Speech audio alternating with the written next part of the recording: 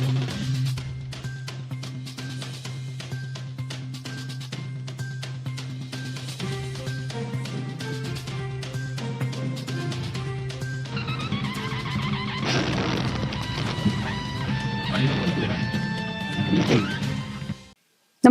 आपण पाहता हिरकणी न्यूज.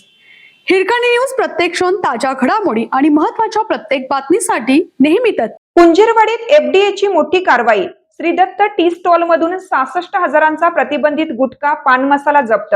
दुकानाने गोदाम सीलबंद. अन्न व औषध प्रशासनाने कुंजीरवाडी येथील HP पेट्रोल पंपासमोरील श्री दत्त टी स्टॉलवर गुरुवारी दिनांक 2 रोजी दुपारी 12 वाजण्याच्या सुमारास धडक कारवाई केली आहे. या कारवाईत तब्बल 66,485 किमतीचा प्रतिबंधित गुटखा, पान मसाला आणि सुगंधित तंबाखूचा साठा जप्त केला आहे. या कारवाईनंतर दुकानासह लगतचे गोदाम सीलबंद करण्यात आलं असून विक्रेत्याने पुरवठादाराविरुद्ध लोणी काळभोर पोलीस ठाण्यात गुन्हा दाखल करण्यात आला आहे.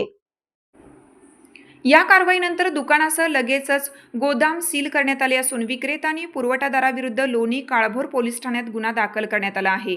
गोकुळ प्रकाश माळी राहणार कुंजीरवाडी व आप्पा कांचन राहणार उरळी कांचन असे गुन्हा दाखल करण्यात आलेल्यांची नावे आहेत. या प्रकरणी अन्न सुरक्षा अधिकारी सायली शंकर टावरे यांनी लोणी काळभोर पोलीस ठाण्यात फिर्याद दिली आहे.